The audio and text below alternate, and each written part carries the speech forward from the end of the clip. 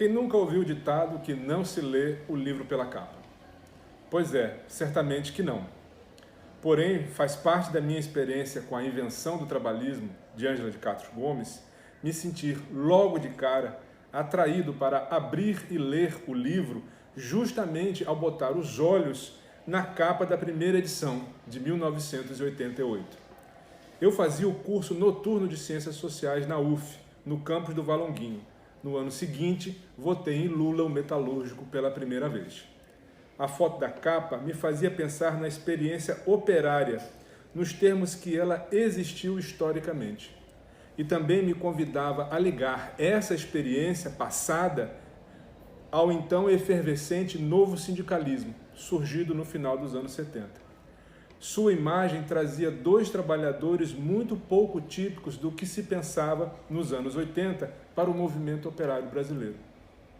Não estavam nem um pouco rebelados, parecem estar à vontade e representados, e nada tem a ver com imigrantes italianos, pois são dois homens negros, com um deles abanando uma bandeirinha com o rosto de Getúlio Vargas.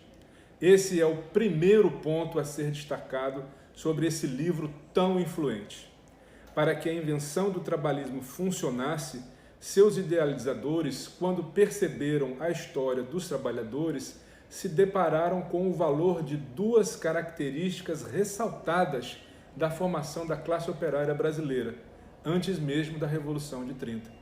Para que o trabalhismo emplacasse, os seus criadores tiveram de lidar com elementos básicos que já estavam presentes no discurso operário desde o século XIX, ensina a professora Ângela de Castro Gomes. O trabalhismo, então, admitiu e referendou, primeiro, o valor fundamental do trabalho e, segundo, a dignidade do trabalhador.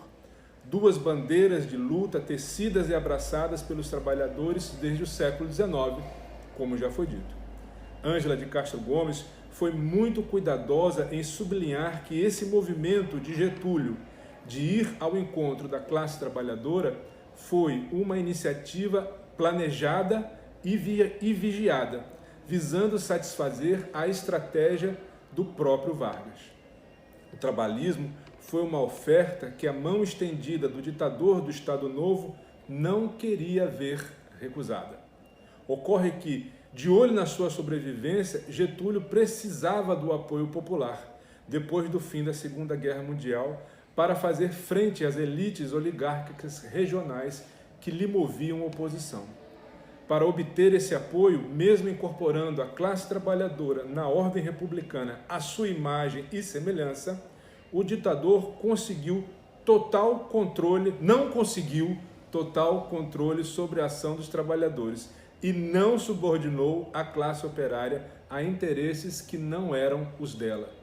Então é isso, o pai dos pobres não furtou, não roubou a liberdade de escolha e ação de seus pretensos filhos.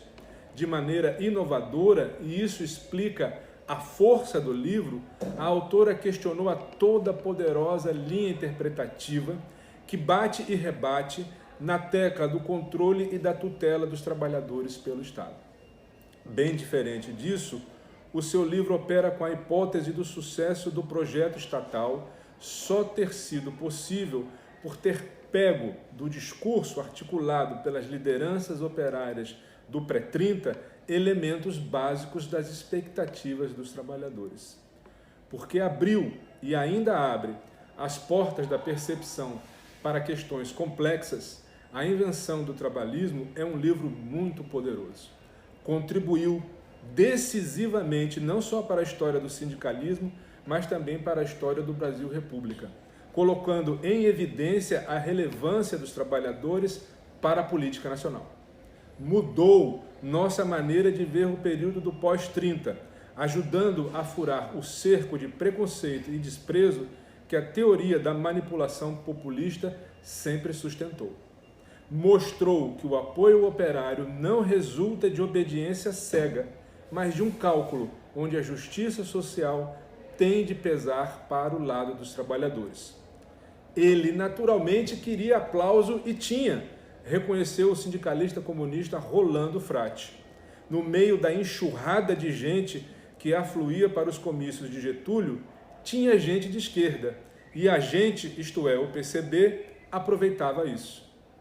O livro foi importante também para indicar que, ao propagandear os direitos como um suplemento da Lei Áurea de 1888, os aplausos desejados por Vargas podiam ser vibrados por quem via na carteira assinada, enfim, o documento de sua justa liberdade e dignidade com o reconhecimento dos direitos do trabalho.